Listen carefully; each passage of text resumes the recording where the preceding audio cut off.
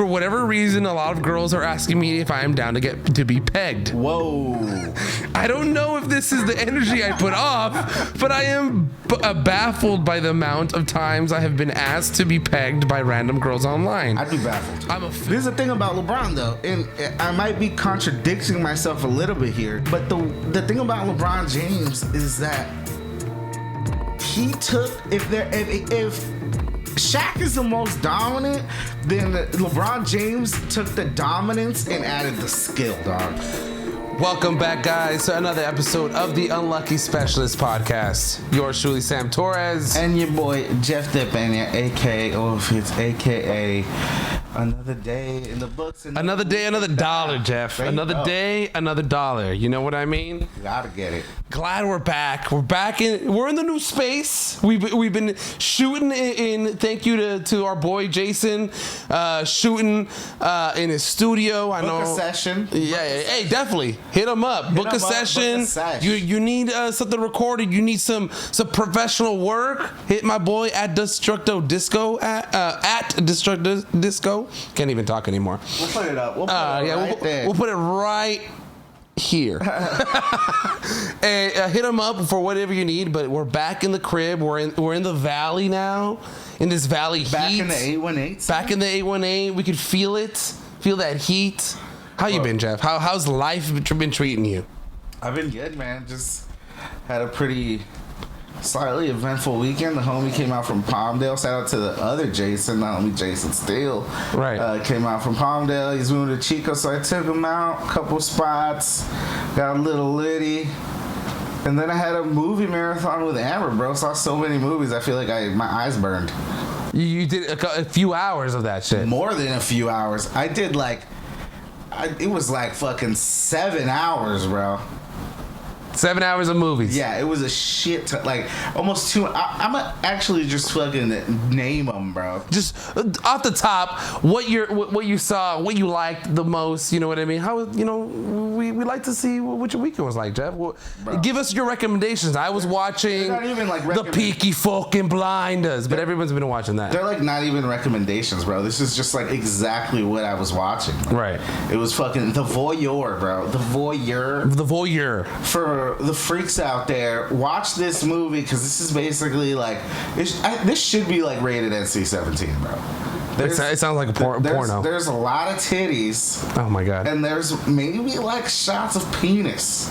You know what? I feel like with movies, it's more acceptable to see titties. It's more like penis. Like I feel like for both genders, like even for women, like penis. Like if you see as a woman, you see a nice person. Oh, this is nice. They're symmetrical. Like nice. Oh shit, nice looking there. But for a penis, it's never great. It's never a good thing. It's just unexpected, right? But it's like, unexpected and unwanted. Yeah, it's unexpected. But the movie was pissing me off because, like, synopsis, it's basically like this couple moves into this fucking like sick ass apartment, and then across the street is like this like the girl that moves into this new apartment. She starts like seeing people do stuff on the other side. So like right.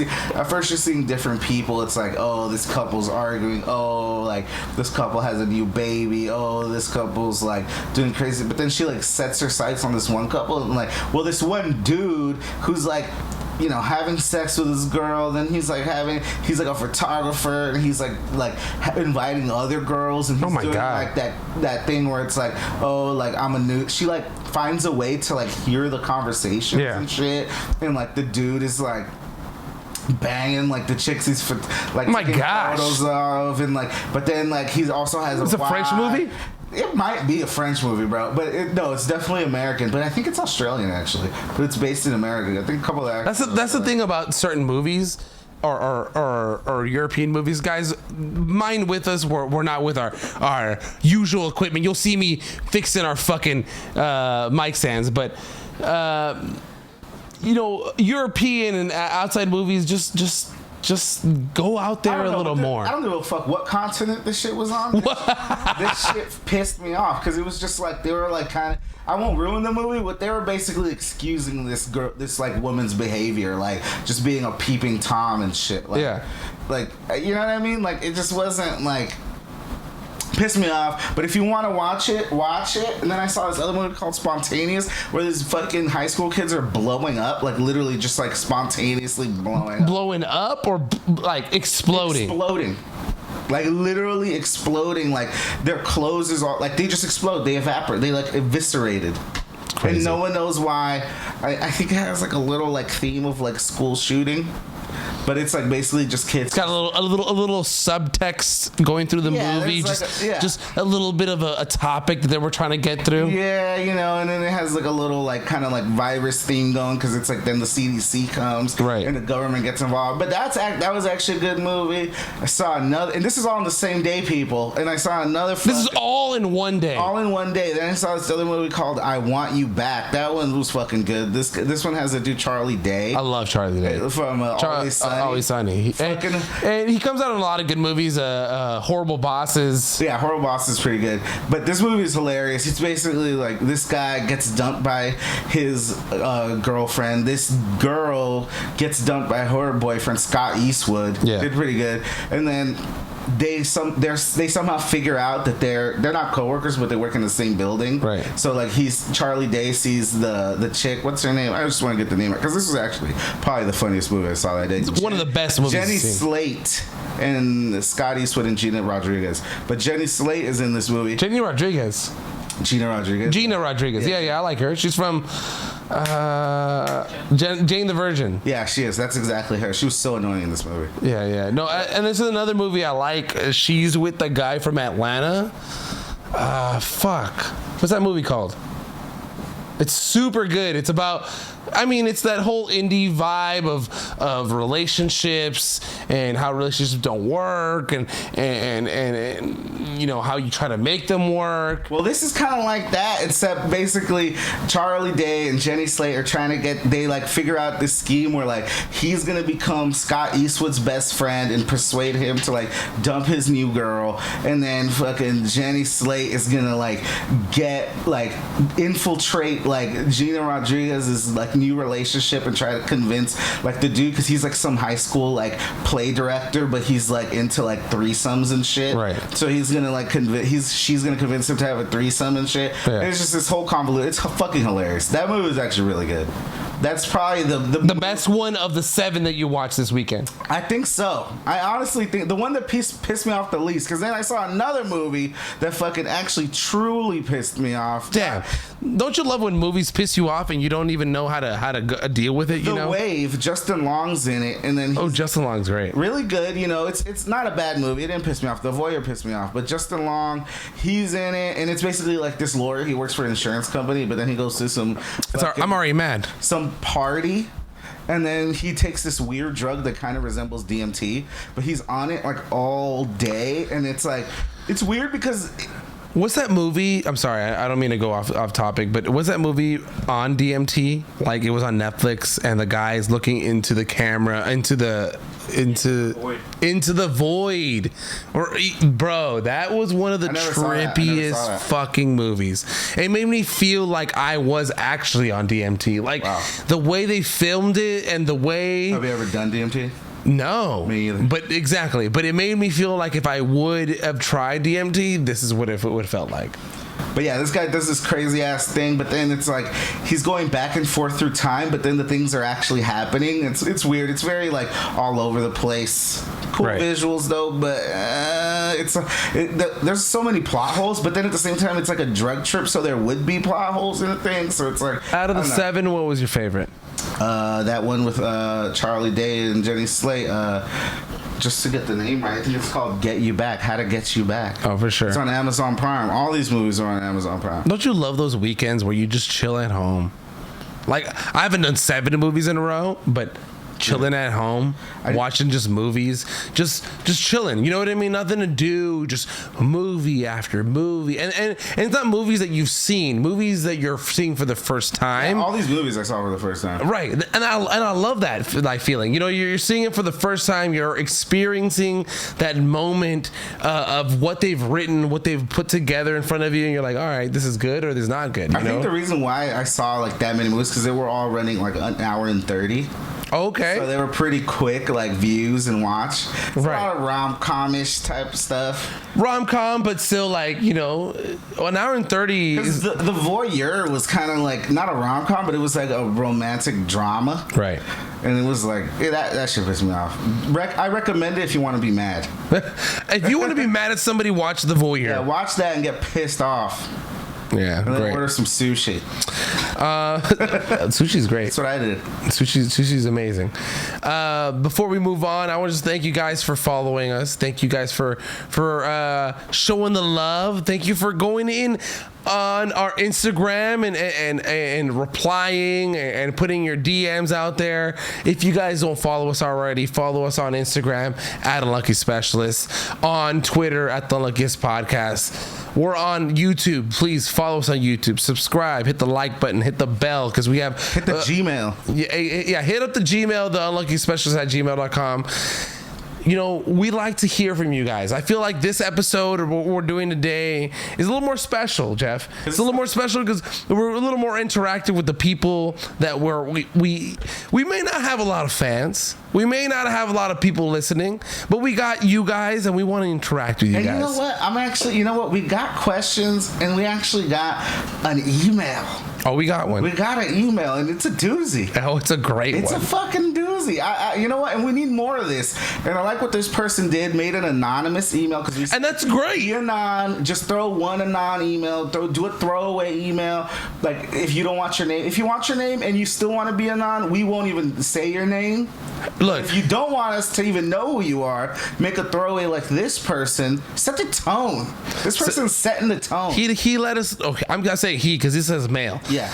He let us know. This guy wrote. If you see that, this guy sent this email at 11:51 a.m. in the middle of the fucking day. It wasn't those devil hours at like 2 in the morning, but these are devil hours kind of topics that he's bringing up. He was thinking about it at 11:51 after eating his panini sandwich from Corner Bakery and said, you know what? Unlucky Specialists need to answer this question for me. And they need the response. They need, for sure. They need some advice. They need some for counsel. So for those of you, I want to appreciate you guys for your comments, but let's start off with the very first one because I want to encourage more emails. Let's start off with Mr. Anonymous sends us an email and says, throwaway for obvious reasons. I'm a 25-year-old male and I'm struggling to meet someone organically. Does that mean he's vegan? I don't know. So to speak. I like it. I tried the apps and have been trying to meet people through that, but no success. For whatever reason, a lot of girls are asking me if I am down to be pegged. Whoa.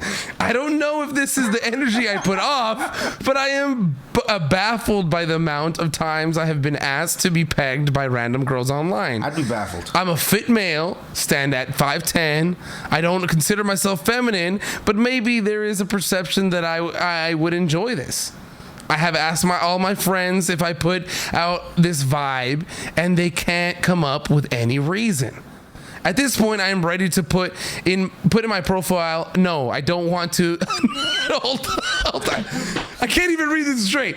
No, I don't want a fake dick in my ass. Whoa. Yeah, I mean. But at the same time, I know that would be weird. LOL. Is this some domination thing? Is this feminism gone too far? Please help me out. Oh, no. Sincerely? No, not even sincerely. I'm putting sincerely because I know he sent it sincerely. Anon. Shout out to Anon, man. Shout out to the boy Anon. who reached out and said, you know what?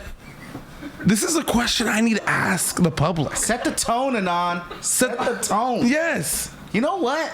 This is probably happening to a lot of guys out there. For sure, and they're too shy. And they'd be baffled as well, because I would be baffled. Hell yeah! If some girl said, if I can stick my fucking dildo in your ass while I'm enjoying it, what? I've never been propositioned the peg. And I'm glad it hasn't happened. But I do have a story. Okay. I have a female friend who one time we were out to lunch, right? Right. And it's like, you know, she was telling me this shit. Like, I had just gotten over a breakup. I was telling her, like, man, like, it's hard to get, like, chicks out here. Like, the landscape's different out here. And then she was like, yeah, and, like, you know what? Like, dudes are just weird. But she's like, I met this one guy.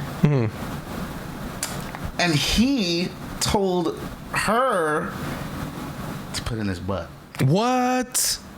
No, wait. And then, so she met this guy on a random date. No, it was like, you know, there was probably more to the story, but I'm just cutting straight to the sauce. From what you, yeah, I'm cutting straight to the meat. Straight to the pause meat. Straight to the dick. Oh, whoa. Pause. No, but for real, though. Straight up. But then, the thing is, supposedly, like, according to her, like, he got so into it that that's all he was trying to do. Like, she was like doing, and then she just dumped this fool because like she was like doing it, and then that was all. So hold up. So let me back up a really quick, Jeff, so that I can understand this story. They were dating. Not date, you know, they were fucking around. Okay, I know they were fucking around on a consistent basis enough to say they were seeing each other, doing freaky because shit. She dumped him enough to say "fuck you." I'm not trying to put it in your fucking ass. Because I guess because that's all he was trying to do. But this is the thing: he was trying to get his ass, his cheeks clapped. To get to a because he has two questions: is this a domination thing, or is this feminine going too far? I think this girl was probably continuing because it was a domination thing. I think she was intrigued by the fact that she had this dude in a submissive state for that long, and that's why she played along for so long. But then at a certain point, she realized it's just gone too far. This is not something that a woman wants, like in a man. No. Probably. This is not what a woman of her stature or what she liked would want, because obviously Anon is getting multiple girls online asking him if he's getting picked. But then again, Anon, I'm gonna give you my advice, as we've said here, specializing on unlucky, because this is unlucky. That's right. This is really unlucky for you to get this. These are not girls. What are they? These are not girls. These are girls these are guys who are portraying themselves as girls online. Whoa. Wanting to get you into more of a conversation. Wanting to get yourself, a little more like, hey, this girl's a little freaky. Maybe if I let her put it in my butt. If I let her put it in my butt, maybe she'll let me put it in her butt. But so you're saying these are dudes talking to them? For sure. Wow. Look, I'm not going to say I've dabbled in my own fair share of online relationships. Whoa, Sam, don't tell me you got proposition. There's been times, many years ago. Do you guys remember Chat Roulette? Yes. Or Omegle? Yes. Hey, bro.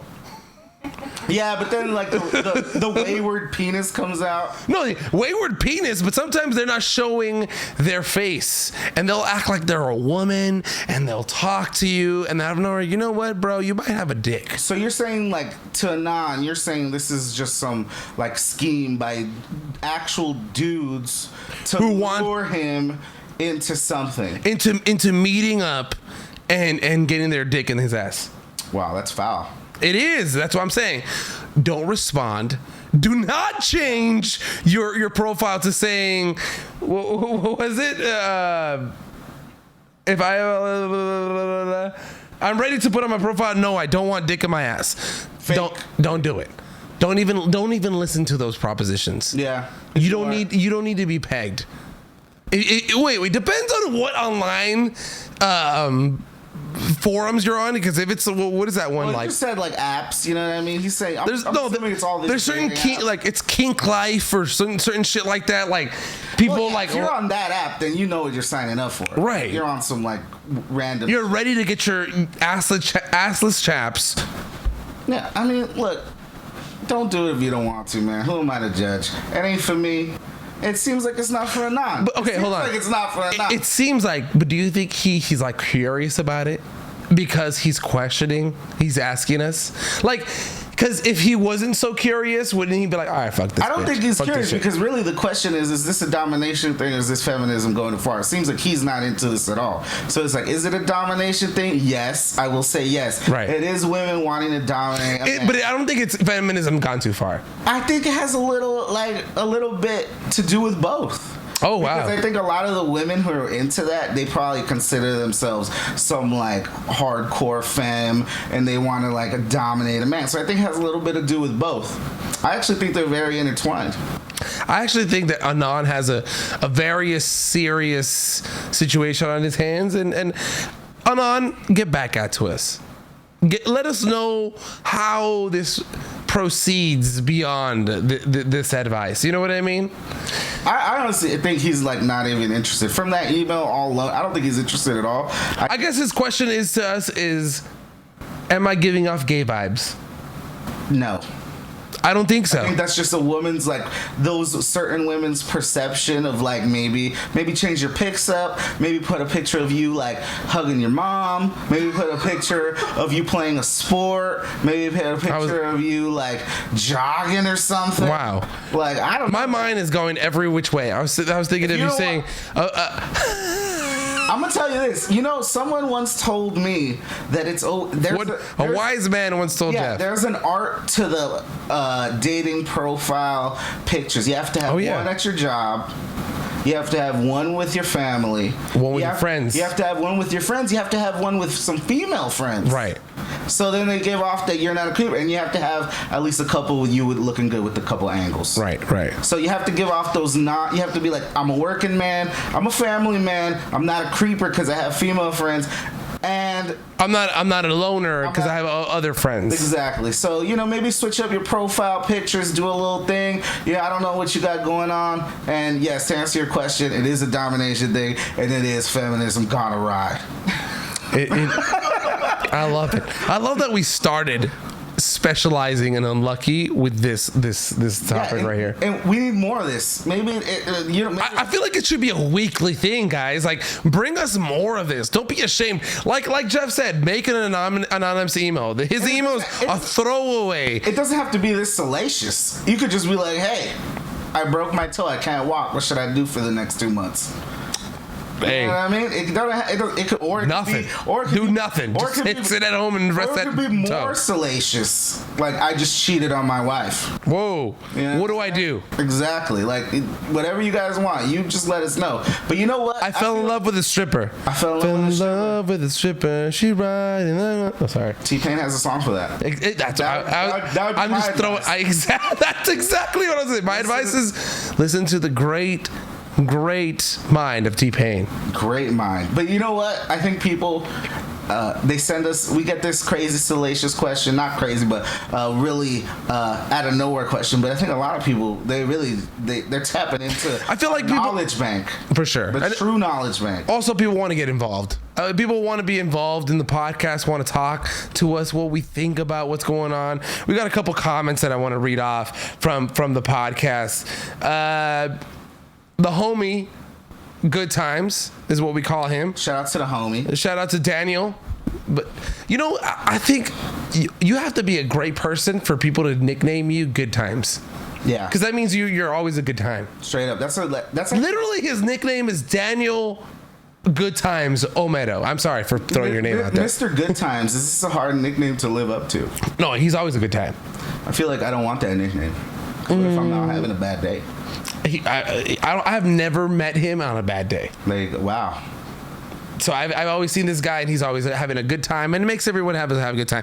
He wanted to talk to us. Sorry, Mr. Good Time, for the segue from this to exactly from fucking being pegged to please have some commentary on the Tour de France coming up. Mr. Good Time will find a way to block that out.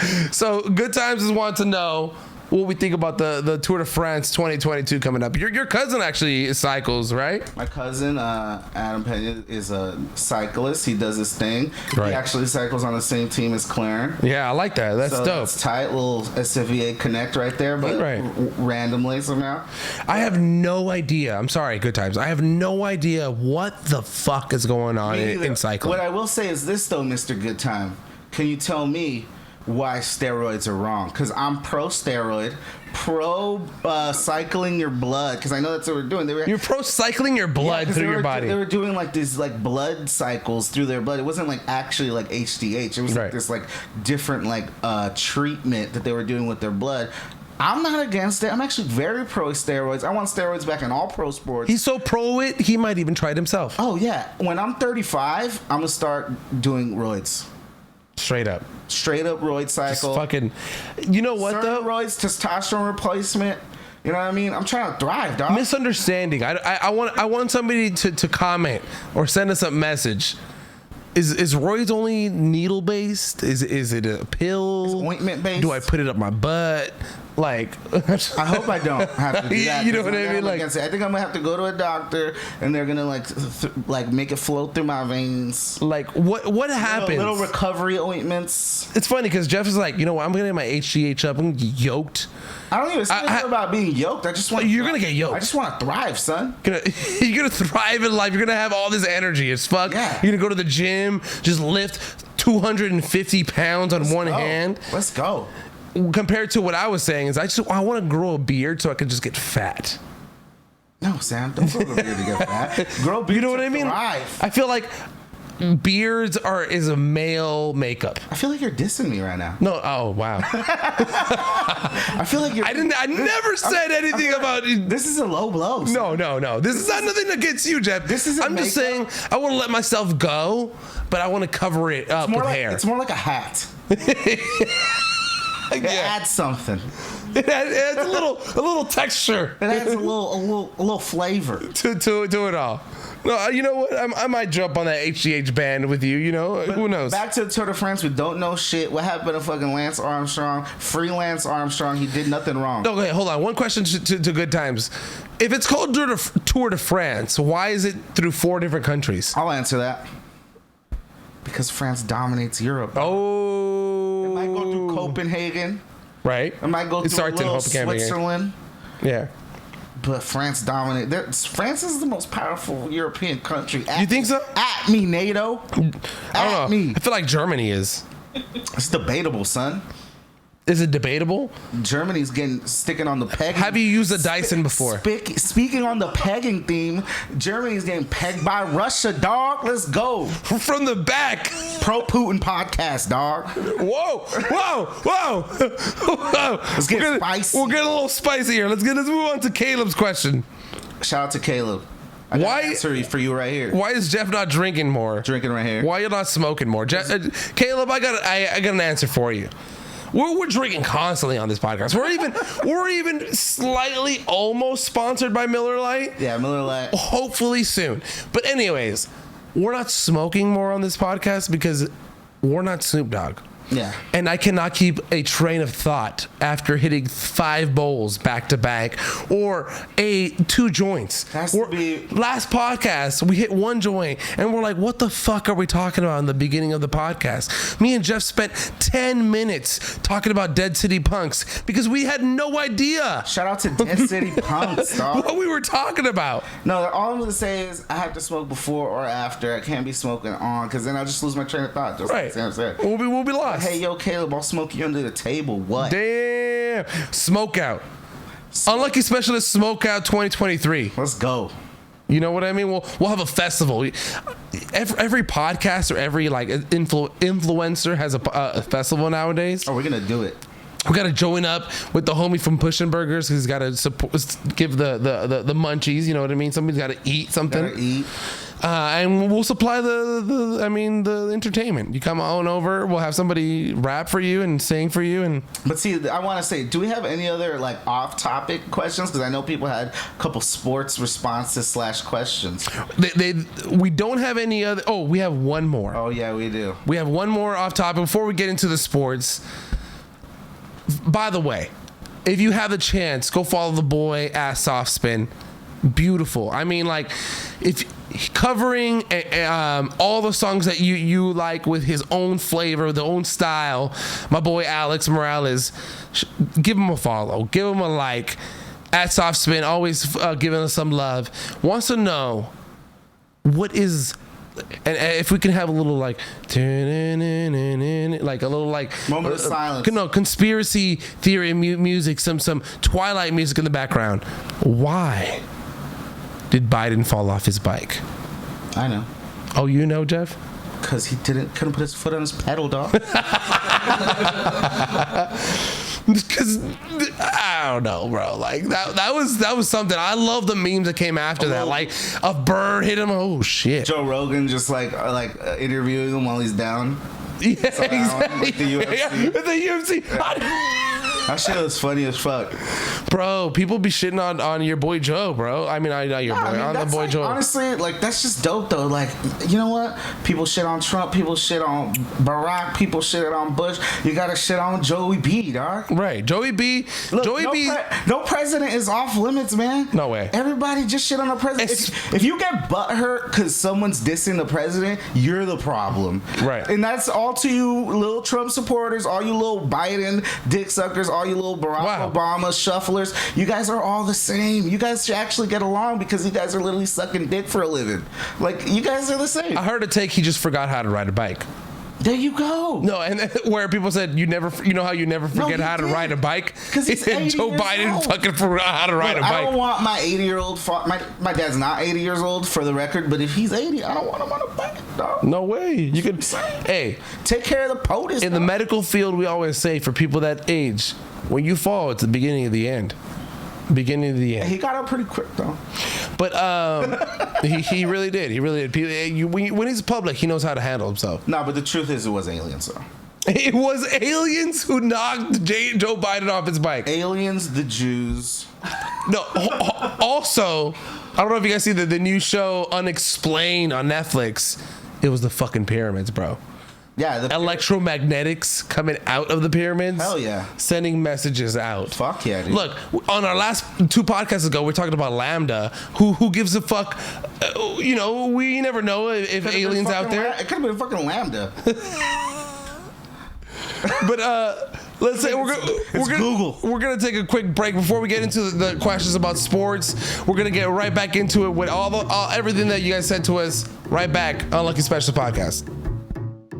All right, guys, we're back from the break, and I love that you guys are back and commenting and giving us your takes, letting us know what you guys want. We went on a whole topic about your romance life, your political life, on if Biden fell because the aliens pushed him off.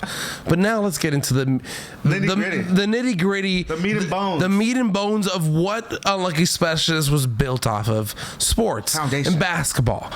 So, Jeff, on the last podcast, we had the whole top 10 of all time because Steph just won his 4th championship. Right. And I made a list. I feel like, did you make a list? I didn't make a list. If you're on a list, have you made a list? Have you updated? Have you thought about it? I haven't personal list. No, I haven't thought about it as much, but I feel like through these comments, I've constructed my list, because I was a little arguing last time about how I couldn't have Shaq out of the top 10. And it seems like a lot of people agreed with that idea, or that state of mind. Because just to go back to it, I said top 10 was in the air for me. Like, it was always top 10. I was like, right, it's going between a certain group of players. You had a standard 9, but I feel like 9 for me was solid, but 10 was the 10th number. 10 slot was in the air. I was saying Shaq, Steph, Durant. There was a couple other guys that I mentioned, but it was those are the main guys that we're talking about, and it caused a lot of controversy in our comment section. And of course, because we appealed to and that's LA what we wanted to. And we love Shaq. We love Shaq. So we got a comment from Black Mamba 818. Shout out Black Mamba 818. Shaq changed the game. Let's not forget Shaq caused the zone to be allowed because of his dominance. Let's not forget Hack-a-Shaq. The Hack-a-Shaq rule created to stop the big fella. And then Ivan Drago had his own take. I love how he says it though. Ivan Drago. I don't know. Is it different? No, it's right. It's right. Shaq over Steph all day. All day. Very. And then I went in. I want to know a little more about why. Why is there a greater than sign between Shaq and Steph? Even after winning the 4th championship with the Warriors and putting the Steph on his team, on his back, my boy Ivan says Shaq was too dominant of a force on both offense and defense. I lost it. We disconnected. But anyways, I got it right here. Shaq was too dominant a force, both offense and defense, where Curry is usually a defensive liability. Shaq also has 4 rings, one of them being on a different team, not to mention. He also took the Magic to the finals in his rookie year. Yeah, for me, it's Shaq all day over Steph in the top 10. So let's give our topics. Let's give our takes on that, Jeff. Like what takes? Look. It's true. A lot of people are saying yes, that the whole hack a Shaq rule came in because of Shaq. He was dominant in the offense in his first 10 years of the year of the league. I mean, first dominant offensively and defensively. Just because for clarity, we are debating top 10 players, so there is no distance involved to any of these players. These are all epic players that we're debating. There's no one being undercut, no one being undersold. It gets a little, you're nitpicking at the end, right? Yeah, and these are Hall of Fame careers, Hall of Fame players, and you're nitpicking at the end of the day. When it comes to this level of NBA player, it's all nitpicking. And I feel like you got to go back to the context of the podcast that we're talking about. We came off of the top 200 albums in hip hop of all time that Rolling Stone put out, and towards that podcast, we were talking about. Like we started agreeing a little more with Rolling Stone how Missy Elliott changed the game in the 2000s, or Stankonia was actually probably Outkast's more hit worthy album, and also more different album, and more it changed the game also as well. In the era that it came out, it changed what we thought of hip hop at that time. And they had Ready to Die at 1, which we couldn't maybe totally agree, but we couldn't necessarily disagree. Right. So I feel like that led us to where we were, or that list of top 10 players of who changed the game, who influenced the game of basketball in a way that players from here on out are going to emulate their games. They're going to fashion their games after. And I like that the two commenters, Black Mamba and Ivan Drago, they're emphasizing the way Shaq changed the game. Right. It's like that matters. But no. Where I'm going to say is, did he change the game, or did he influence it with his own raw dominance? Because I love how you said that. Because, look, yes, Shaq, like Jeff said in the beginning, Shaq, we are Laker fans. We are Laker enthusiasts, and we're always going to root for the big fella. But in putting your top 10 of all time, guys, like let's put away our biases. Let's put away our Laker fandom and say, did Shaq change the game? Were there more players after Shaq playing the way Shaq did? No. Or not? Was there more players after Curry playing the way Curry plays, or not? And they did have kids are shooting from 3 nowadays. Clearly, the game has literally changed. The way the NBA game is played has completely changed since Steph Curry and the Warriors have been in prominence. Everyone shoots almost more than half of the shots. Don't quote me on that, but at least 40% of the shots taken in the game, and I for sure you could quote me on that, are threes. Right. Oh, for sure. And that's only happened ever since Steph. And this is what I will think about in the early 2000s, that dynasty of the Lakers, though, the back-to-back three-peat. The Big Shot Rob's three-pointer was such a big deal because they weren't shooting threes the way they are now. You know what I mean? That 3 was such a big shot. That's why he was such a weapon. Exactly. Because we hadn't seen it before at that level. Allens, you had the Reggie Millers. You know, those are the forefathers, right? Right. The 3. You know, you got. I'm pretty sure Larry Bird probably was dead eye from that range if they had the 3-pointer for most of his career. Right. But this is the thing, and I like how you said it. Shaq, he's a freak of nature, bro. Mm-hmm. The game changed around him. There's not any other Shaqs. Shaq, like they adapted to him, and this is the thing. Like one of the commenters mentioned Hack-a-Shaq. To me, when we're nitpicking, right, this is not a total diss, but we're nitpicking. Hack-a-Shaq is actually a detriment to Shaq, because the reason they were doing Hack-a-Shaq is because he couldn't shoot free throws. Yeah, right. So it wasn't that they were doing it because he was so good at free throws. They were doing it because he was bad at shooting free throws. And look at the big men now. They've learned to shoot free throws. More and more, honestly. More and more because of the Hack-a-Shaq rule. Anthony Davis, you see Joel Embiid, you see DeAndre Ayton. DeAndre Ayton, you see fucking so many guys. Embiid, they're good at the line. It's a new age. Like, the guys are good at the line, and all the bigs are shooting threes. Why? Not because of Shaq, but because the game changed because of Steph. Right. And the things that the game changed for Shaq, it was because of his faults. The games changed because of Steph, because of his the good aspects of his game. So, and we're nitpicking here. I don't want to like throw like dirt on Shaq's name. Shaq, the most dominant, but no one can replicate Shaq's career. And that's what I'm saying. Like, he is, yes, one of the greatest. One of one. The greatest, and yes, he should be in the conversation for top 10 of all time. And yeah, he didn't come in our list because I agreed to the most part, or to the T of what your list was. I think we agreed on players, probably not order, but we agreed on basically what players were there on that list. But if I had to put it, Curry changes the game from 2015 to now. And this is the new era. You know what I mean? We had another commenter say I wouldn't put LeBron over Kobe. And I'm sorry, sir. I would definitely put. I don't know what basketball games you've been watching. I love Kobe. I'm a huge Kobe fan. I love the game, the way he played. But if I'm gonna put LeBron and Kobe in the same like core in the same thing, LeBron is such a more dominant player. He changed the way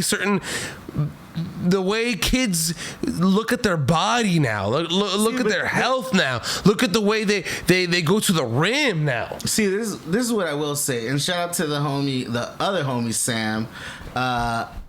Grew up with him, childhood friend. I don't know how to say his name on Instagram though. It's like Sis Rizzo. I don't know how to say it. Correct me if I'm wrong. But this is the thing about LeBron, though, and I might be contradicting myself a little bit here. Says Rizzo 5'7", 9'3". But the thing about LeBron James is that he took if Shaq is the most dominant, then LeBron James took the dominance and added the skill, dog. Because this is the thing about LeBron. No one's LeBron. You can't be another LeBron. So he didn't. And I feel like he didn't influence the game like Steph, but that's why at a certain point, influence it doesn't really matter. Hold on. I'm gonna disagree with you. You don't think he influenced the game like Steph? In terms of how to take care of your body, he did. Or the way.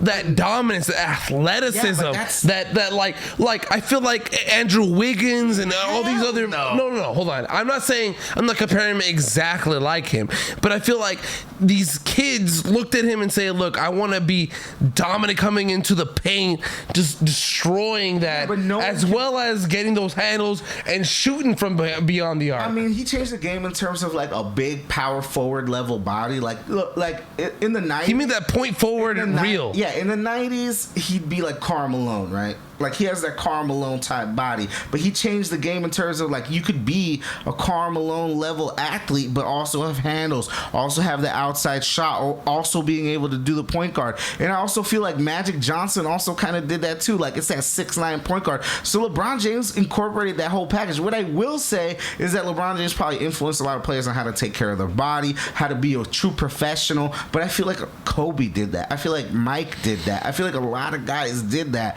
And I feel like but the thing about LeBron, I feel like LeBron is such more of an athletic specimen. That's what I'm saying. Than what Kobe was. Exactly, 100%. I agree, but that's what I'm saying. Like LeBron, in terms, like I almost feel like I'm going against my pick, but the reason why I picked LeBron James over Kobe is because he was such a physical freak, and he had the handle, and he went to the paint at will. LeBron James at his peak, like, look, you remember, this is the thing, like, LeBron James at his peak was unstoppable. He shot 60% from the field in like 2013, bro, taking jumpers and threes and going to the rim. Efficient ball, bro. And could pass the look. It's like you put Michael Jordan, Kobe Bryant, and Magic Johnson all in one, and that's a lot. And you get LeBron James. He's not better than Mike. He's not better than Kareem. But this is the thing. He's not better, but if you put the best attributes of what they are. The only thing LeBron, this is why I think a lot of people diss LeBron, and like I get it, because I was doing that too. But I feel like that 2016 title, when they came back 3-1 over the Warriors, like, trumped everything, which is the fact that LeBron James, he had that whole thing where, like, he didn't have it. He crumbled in the clutch. Ray Allen is the reason they won that one title. They beat OKC because it was a shortened season. Blah, blah, blah. A lot of things, right? It was a lot of, like, little darts. Like, he crumbled against Dallas. He didn't have that mental toughness that Jordan and Kobe had, like, that he was just dedicated to the game. Didn't care about what time in the clock it was. You're gonna dominate the game. But I feel like LeBron James with that 16 title, coming down from 3-1, showed, going back to Cleveland and giving them that title, it just put him over the top. That block. The block that was heard around the world. Because this is the thing, I'm going to tell you right now, there's not another player in the history of basketball who could do that chase down block like that. No way. In the clutch. None. And that's LeBron James being sick on defense. And the range that the guy had, he blocked both sides of the fucking backboard. He hit Andre Iguodala's ball, but his hand was on the other side. Yeah, shout you know out what to I mean? Like, Smith made Andre Iguodala double clutch to give LeBron James a chance to get that chase down block. But this is the thing. To me, LeBron James is, if you want to think that Shaq was such a physical specimen and changed the game, then you have to say LeBron James was a and that's what I gotta talk to my old heads, my guys that are stuck in that. Look, Shaq was amazing, but let's look at the new generation. Let's look at these guys and say, hey, LeBron James is one of the greatest of all time. Also, I will say, like, look, not to throw dirt, but it's like what the homie say, he was like the Magic. Shaq took the Magic to the finals in his rookie year. That's not true.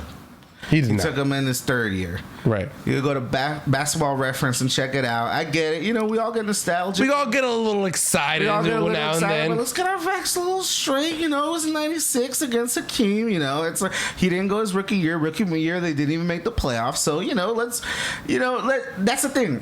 When you start ranking players, you really gotta, like, not just go based off of your, like, perceived memories and, like, your perceived nostalgia. You gotta really look at the numbers, and you got to really look at the impact of the game that people had. It gets hard, you know. Shaq, Steph, LeBron, Kobe. It gets hard. So, you know, you can have this debate forever, bro. You could really have this debate forever. Let's not have the debate forever. Let's get into a little more recent topics. This has been so exactly. This has been Jeff. My favorite time of year has come. The finals are over. The draft, free agency. Exactly. Draft and free agency. The rumors are going around. People are always connecting the Lakers to something. And something that just happened this week, something that's fresh in our listeners' minds, is Kyrie Irving. Kyrie Irving this past week before the draft was saying, I might not be going back to Brooklyn. I might be looking to take a less option and getting a ring. I'm looking for maybe reuniting with LeBron James. LeBron James coming out and saying, I ain't against that. Look, I'm going to tell you right now. What do you think, before we get to what actually transpired today, what do you think about those rumors that came out? this is the thing. Kyrie is a nut. And he doesn't have Brazil nut, cashew he nut. doesn't really have a like strong grasp on like reality, and he tries to. And this is the thing, like he claims that the media is fake, right? And it's fake. A lot of things are fake news, and that nothing is telling the truth. But the thing is that we can't overlook the fact that he was just trying to use the Lakers as leverage this whole time. You really think the only reason people believed that there was even a chance that Kyrie Irving would not opt into his max and take the $6 million exception by the Lakers is because he'd be losing $30 million. Exactly, which is insane. And the only reason people even believed it is because Kyrie himself is actually insane. Like, so you'd be like, oh, he would actually do it because the man has lost his mind. But the guy has lost $27 million in the last 2 years. Exactly. So he would. So why wouldn't he do it? So why wouldn't he do some other crazy shit? Right? Like, why wouldn't he lose $30 million? Because think about it. As a normal person, would you just give up $30 million? No one would, and neither did he. Right. Because even Kyrie has common sense when it comes to money. That's why I don't want to hear none of his esoteric bullshit, bro. Like, he's over here, like, trying to sound deep, bro. Shut up, bro. Go back to Brooklyn, bro. Cash that check, bro, and get injured again, bro. Like, I've never been a big fan of Kyrie, bro. Look, never. As a Laker fan, is what I wanted to hear. Is he better than Westbrook? No, hold on. Would you have wanted Kyrie Irving on this Lakers staff over Westbrook? Yes. No, not over Westbrook, because let's say he took that $6 million exception. That'd be a shit show. You need to get rid of Westbrook. You can't have both of those assholes there.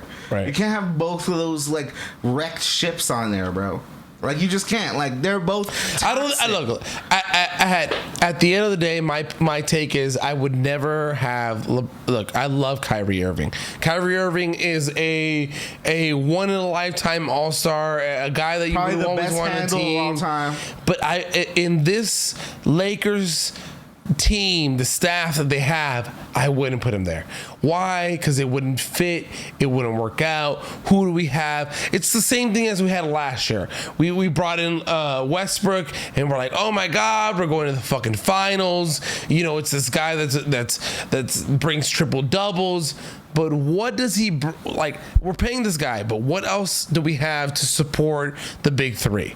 Of Anthony Davis, of LeBron James, and potentially Kyrie Irving. What I will say is this: it's just this is why I love the NBA, and no league will ever compare to this in terms of its like free agency and shit. Because the players, the NFL's getting there. Yeah, it's getting there, but it just has so much to like. Because there's barely. I feel like this is the first year the NFL had this much movement, drama, movement, but they're barely catching up with the NBA. The NBA does this like regularly, and yearly. And I feel like it would have been so sick just to be like, Kyrie, fuck, just for the drama's sake, not even as a Laker fan, just be like, Kyrie, decline the fucking extension, come here for $6 million a year. Then Durant is gonna want out. Then Durant is gonna get traded to fucking Portland. That's crazy. I love that Dame put out that photoshopped picture of him. Just based off storylines alone, it would have been great for that to happen. Jeff, let's dive into that a little bit.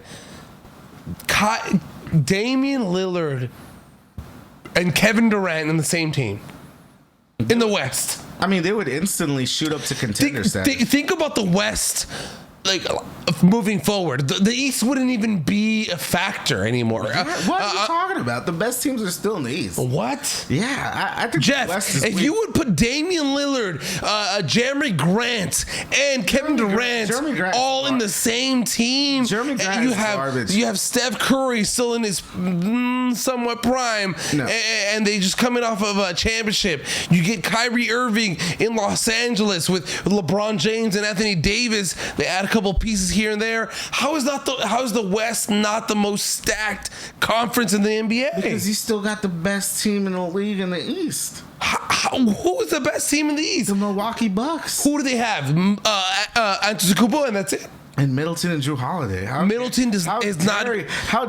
you forget that? No, Middleton is not a consistent player. The way has he not been hurt for the last two playoffs? Only this playoffs. No, the reason why they won the championship was because he was their second best player last year.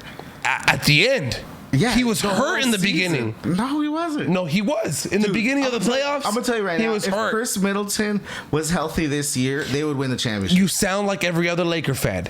If the Anthony Davis was healthy this year, the Lakers would be a champion. No, but that's just delusional because like. But that's what I'm saying. No, like, because the Milwaukee Bucks actually were in the playoffs and they got to the second round and they took the Boston Celtics to 7 games. And before the Lakers season started this past year, I'm talking about before. I'm talking about in season. Right. No, but if we would have had Anthony Davis at his best and healthiest, aren't they a contender? But we didn't. No, aren't they a contender? I'm not asking if we didn't. If there's that question. If.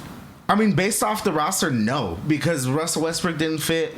The team was weak. Like, honestly, Laker fans, we need to get realistic. The team is trash, dog. The team is actually absolutely garbage. Like, there's no... LeBron James is old, Anthony Davis is injury prone, and Russell Westbrook is trash. And, like, all our best... I feel like... Like, that's just a fact. Like, just based it off last season alone, and that's all I can base it on, that's a fact. And, like, if we're comparing the Lakers to the Bucks, like... Nah, I feel like we're forgetting how... If you remember the beginning of the season, they were all healthy. They were all there. They were dominating the league. Yeah, they weren't dominating the league this year. They were dominating the West. 11-11 or some shit. I don't know, man. I feel like how everyone been saying, if you had that health. Sam, what got into you? I feel like you're the Laker pessimist. What's wrong with you, son? I was that Anthony Davis pessimist. That's what I'm saying. I was that Anthony Davis. Let's get him out of town. We switched roles, but I've been hearing a lot of people saying, let's get Anthony Davis out of here. No, see, I wouldn't do that. I wouldn't do that. Okay, because I would say we would regret it. I would rather get LeBron You out. would regret it so much more to see Anthony Davis thrive in Chicago, because I've been hearing this outlandish shit of saying send Anthony Davis to Chicago for Zach LaVine and fucking Lonzo. I don't know what the fuck That's other stupid. things. You know what I mean? No, we would regret it because at the end of the day, Anthony Davis would get healthy and fucking say fuck you to LA. I would rather trade LeBron James, honestly. I don't know. If we're talking about that's crazy. If we're talking about if we're taking hot takes, yeah. If we're taking hot takes, if we're talking about trades, like I would trade LeBron James for sure over Anthony Davis, and obviously offload Westbrook. And you know what? Staying on the Lakers and staying on the draft, bro. The Lakers actually bought a draft pick Max from Christie. Orlando, number 35 pick, Max Christie. Do you know anything about Max Christie? I don't. Max Christie, 5-star prospect out of high school. I mean, I saw a couple games. McDonald's All-American, yeah. and got the most minutes as a freshman in Tom Izzo's coaching tenure in history. And when has he ever done that? More than Draymond, Right. more than any. The only player that got more minutes as a freshman at Michigan State is Miles Bridges, and Miles Bridges is a fucking baller. What do you think about them signing Scottie Pippen's son? You know what? I like it as a undrafted free agent two-way. I actually do like that. Yeah. I think Scottie Pippenson probably should have been What about drafted. Sharif, I don't know if He's not even. He's either a two-way. He's only just on the summer league team. I don't know too much. I think Sharif had talent, but I think that heart problem kind of fucked him a little bit. But I hope he does well. I would hope Sharif gets at least a G League stint with the Lakers and shit. That'd be tight. All health to him, you know. But I'm actually a big fan of the Lakers picking Max Christie, because this is the thing. Especially if you're picking in the second round and you get you have to go with pedigree. You got to go with players who have that rep. And the thing is, this guy was a top 20 prospect, five-star recruit, played 35 minutes at Michigan State. And if you see his highlights, the dude is definitely the prototypical 3-and-D. Yeah, he's great shot and great defense, and I like that. And a lot of people are saying he might not play right away, but I like the shades of, like, he reminds me of like a Klay Thompson, Chris Middleton type. Like, he has that type of vibe, and like the Lakers need somebody like that. So I like that, and I trust the Lakers front office, like their scouting department. No, maybe not the front, but the scouting department. I trust them a lot. In Jesse Buss, we trust. And we've been saying that. We've been on it. We've been saying on that. And now I'm hearing Jesse Buss. And now a lot of people are getting on that train, the Jesse Buss train. But the analytics specialist been on the Jesse Buss train from the get-go. I want to ask you a couple things. I just want to ask you a couple before things. we move on to the MLB. Yeah, before we move on, because I want to go through the top 5 NBA draft picks. Just real quick hot takes. Number 1, Paolo Banchero. Number 2, Chet Holmgren to OKC. Number 3, Jabari Smith. Number 4, Keegan Murray to Sacramento. And number 5, Jalen Ivey. Do you have any takes on that? Do you have any like? I like that Chet Holmgren went to Oklahoma. I think that's a perfect fit. Perfect fit. I feel like at the end of the day is what he needed to happen. Yeah, of course, every player wants to go number 1 overall, but if he went to Orlando, he wouldn't be able to develop into the player that he has the talent to be. He's not going to be this big guy. He's not going to be, he's lanky, he's very skinny, you know what I mean? But I feel like having that young core of players around him, like Shai Gilgeous and Giddey and all these players. They're building a nice team around I feel like they're building a future for Oklahoma City. What they did with Kevin Durant and Russell Westbrook and Harden, like they built from the bottom up. I feel like that's what they're going back to, and I like that. What I will say, my 2 top picks from this draft for me, it's going to be Chet Holmgren, and just because of the fit and like that whole fit in Detroit, I think Ivy is going to be killer alongside Cade. And I like the guy they picked, Duran from Memphis. Like, I think Detroit had the best draft. I think OKC got the best player in Chet, but Detroit got the best draft. And I think Ivy is going to thrive, bro. I think Ivy might win Rookie of the Year, bro. I feel like the NBA should really take away Sacramento's bid to have a team, an NBA team. Dude, the thing is, Sacramento, they are fucking up the league. They're fucking up their shit. Like, move that team to Seattle. Move that team to Las Vegas. Wherever you need to move them to, move them, because they're shit in the bed. They're shit in the bed there, and they shouldn't even be having the opportunity to draft somebody. It's a classic example of overthinking. Because I think their whole thought process is like, we already have Defox, we have Davion Mitchell. It's like, we don't need another backcourt. How can we draft Ivy if we're gonna have 3 guards? It's like, just shut up and take the best player available. Like, don't overthink this. And Keegan sometimes take the advice from me. I've been fucking up in fantasy basketball. Yes, you have.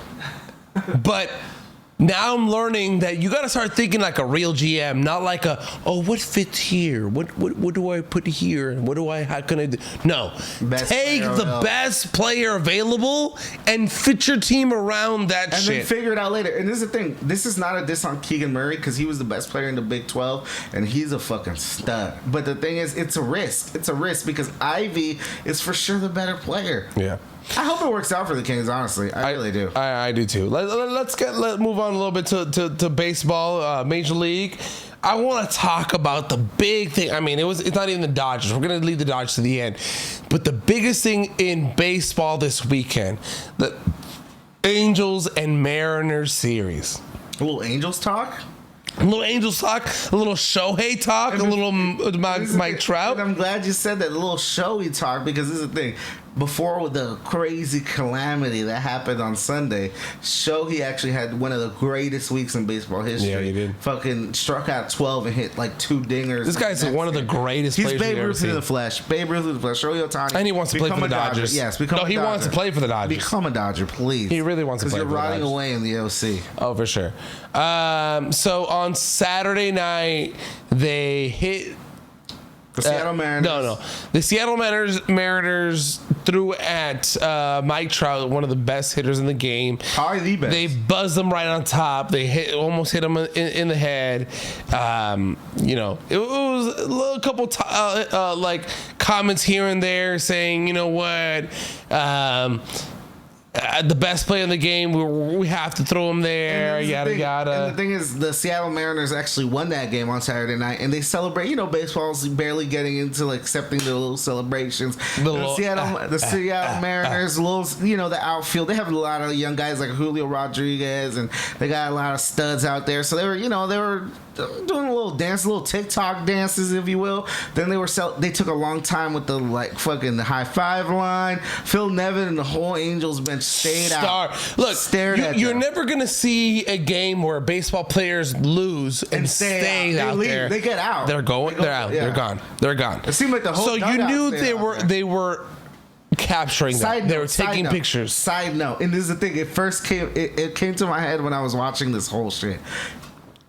I actually went to Seattle to pick up a truck about 2 weeks ago. And I was like driving down. I was still in Washington. I was like, I'm fucking starving, haven't eaten. I've been on a flight like all morning. I need to stop. I went to Denny's. And I was still like in the Seattle. I wasn't in Seattle, but I was like in the outskirts. In the Seattle Tacoma area. Yeah, down to a bit. And then like I stopped, and then the guy sees me wearing a Dodger hat. I had like the black Dodger fitted hat, not the fitted, but the dad hat. Right. And then he was like, "Oh, cool hat. Like you're a Dodger fan?" I'm like, "Yeah, I'm from Los Angeles. I'm a huge Dodger fan." He's like, "Yeah, man." He's like, "Oh, like my friend, blah blah." He goes through this whole thing, and then like he comes, like I'm gonna pay my bill. He's like, "Hey, like, do you guys hate the Angels out there? Because you guys, you're a Dodger fan, you hate the Angels." And I was like, I did like a snide kind. I almost feel bad that I said that, but I was like, Angels aren't even good, bro. I can't hate them, bro. Like they don't. I can't even hate them. They don't deserve to be hated. Like they suck, bro. Yeah. And then he was like, oh, he's like, cool, bro. Because you know what? We fucking hate them. Like, see, so. Like him saying that, I was like, you could feel that. I never thought of that. I was like, Seattle and the Angels have a little rivalry. I was just gonna say that. I feel like you got into that rivalry that we never thought. Like it's like that Dodgers Giants kind of rivalry. You know what I mean? I mean, but everybody knows about Dodgers Giants, but I never knew about Angels Seattle. But that dude was it's an AL thing. That dude was for sure. And I was like, yeah, I mean, in division, right? I'm like, in division. He's like, yeah, bro. He's like, we hate the Angels out here. I'm like, well, that's what's up. So we watched a little bit of the background before we got on the podcast. John Boy Media. Shout out to John Boy. John Boy Media does some pretty good shit out there. Shows us that 9 days before this game, the Angels and the Mariners played, and they rung up Justin Upton right in the head. But after that, they buzzed. Try up in the head, close to his head, and everyone got pissed. Whatever. It comes on Sunday. They put out an opener. I don't know the name of the guy. His last name is Wantz. Goes and hits Jose Rodriguez. This is the rookie for the Mariners. Julio Rodriguez and then Julio Rodriguez. Winker. And that's where it started. Jesse Winker goes up to the plate, doesn't get a pitch, straight up at his ass. Straight up on his hip, and that's where all hell broke loose. Fucking, he starts yelling at the bench. The bench comes at him. The umpire tries to stop him. All this shit happens, and the biggest brawl we've seen in baseball not history, but in baseball in a while. You know what I mean? Like there was actually some, and I liked it. I love to see that. I feel like as a fan, we need more baseball brawls. Exactly, you want that animosity, honestly, because baseball is a fun game, but it can get boring. You want things to get a little spicy, a little bit. I fucking hit the ball off you. Fuck you, bitch. You know what I mean? Like kind of thing. Like, hey, you hit me. Let's fucking go. This is what I will say though, and this is so typical of all like non-hockey sports. No one really throwing fists out there, bro. Like, are there's a couple like little things because it's more like but the thing like is, a lot of no, that's why I like this brawl, because there were some usually punches. Baseball brawls are pushing and talking and jarring all the time. There was punches, there was kicks, there was some trying to flip over and looking at UFC things with Thor and Winkler. The suspensions came out today, and the highest suspension was Phil Nevin got 10 games. Phil Nevin got suspended. 10 games. Bro. What did he do? Fucking the guy, the manager for the Mariners was on the ground. They're fighting somebody. Yeah, he got suspended too, but Phil Nevin got the highest. He got 10 games, bro.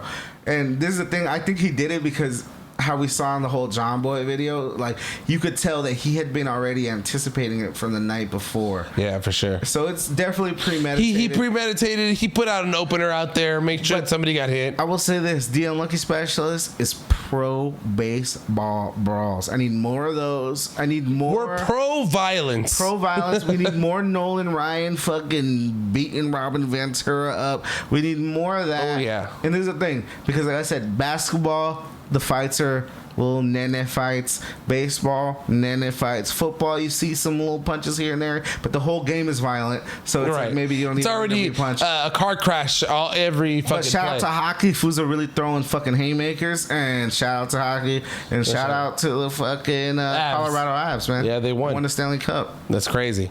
I don't really follow the NHL, but shout out to the Avs. I've been watching. Haven't won since 2002. Yeah. So like 20 years since the last time play. Yeah.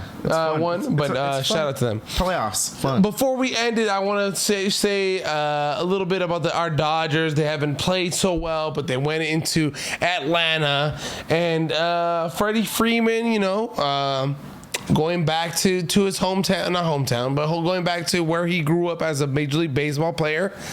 Got a little emotional, got a little cried a little bit, got his ring, got standing ovations, and that happened after the first night. And what I wanted to talk to you about, Jeff, is what the veteran, the guy who LA backs completely, comes out and says, Clayton Kershaw, and says it was very cool to see Freeman's reception on Friday night. He's obviously been a big contributor for our team, and I hope we're not second fiddle. It's a pretty special team over here, too. I think whenever he gets comfortable over here, he'll really enjoy it. It was a good night for him. So a lot of people took it as shots, saying, "Yeah, have fun, cry a little bit." But don't forget about this team here. Don't forget about the team that you signed for the next, 5-6 years? Yeah. You know what I mean? Like, yeah, have fun. Have that emotional moment. Cry a little bit. But the first night, he cried every night. Yeah, it's a little too far crying every night. And I kind of get where Clayton's coming from. Like, you got to enjoy it. But, you play for another team now. Be a pro. And play hard. Get there. And he did. That's what I'm saying. He was the NL Player of the Month, too. The part where people are taking it, and I hope we're not second fiddle. I hope that in the NLCS, if we play the Braves, Freeman plays to his best abilities, not saying, "Oh, it's my old team. I don't think he will. I can't." Well, he didn't play as good this 3-game series. Yeah, but he's not on purpose. Like, there's no way. Like, Freddie Freeman's a competitive player. I think Kershaw's just trying to get that fire back into him. And say, hey, right before the All-Star, you're on a new team. Like, hey, we need you. We want you. We want you to give the same energy. And you know what, Kershaw, like you said, he's not just any player. He's not just a vet. He's our star. He's our best player of the last decade. And he's gonna be our legend for a while, for sure. And this is the thing. I get it. Like, if Kershaw went to another team and he came back, and he'd probably cry too. So I feel a little type of way for him saying he'd that. cry the first night, but he wouldn't cry all 3. Yeah, for sure. So I kind of get what Kershaw's saying, but he's doing it as a veteran thing. At the same time, I'm not worried about Freddie Freeman being like, "Oh shit, I'm just gonna suck against the Braves because I love him." It's like, no, bro. He's a pro. He's a fucking not just any type of pro. He's an all-star, and he knows what he's doing, bro. He was NL Player of the Month. He's been. I mean, he did play good before he got to Atlanta. He's been playing really well. I trust Freddie Freeman. He's a pro, bro. It's you're a competitive player. There's no I don't see any scenario where that will affect him beyond this week. I think it was just tough for him to face the team, to face the fans, really. I think he just, it was a team that drafted him. It's a team where he grew up. He won a championship. He was their MVP. He was their best player for so many years. It's tough. I get the emotion. It's like when you grow up in a certain elementary school and you go to a new high school and you're like, you grow up there and you're like, it's way different. Yeah. I feel like that's way different. I feel like this is way more emotional. No, for sure. So but I trust Freddie Freeman, man. But shout out to Kershaw for running doing that veteran shit and be like, you know what? Get right, bro. Get in line. Get the fuck right. We're the team. We're gonna win. We got a lot of injuries. We need you to perform. Oh yeah, Mookie Betts got a broken rib. Boo hoo! You saw your ex. You cried. You had a lot of time, but you got a new one. Damn. Let's go. That's a whole new topic. Hit us up. Actually, hit us up about your ex. About your ex boo. on our comments. Dang. On our right, exactly. I want some more comments, some more content like Anon or Throwaway, whatever. Shout out to Throwaway Anon, bro. You know what I mean? Like, give us a little more at the Unlucky Specialist. No, it's called the Unlucky Specialist at gmail.com. Send us your email. It's better on email. You can go like Anon, your whole fucking story. Paragraph. Or if you want a little something, a little small, hit us up on Instagram at Unlucky Specialist. Get in the comments. If you want to get comments on YouTube, we're on YouTube. Subscribe. Hit the like button. Hit the bell button. You know where we're at, guys. We appreciate the love. We appreciate you guys showing up. And we're going to keep coming at you guys weekly with more episodes. It won't stop. And from all the team here, from at Destructive Disco, Jason, your boy Sam, it's your boy Sam Torres. It's your boy Jeff Tepenya. We out here. We love y'all. Peace. Woo!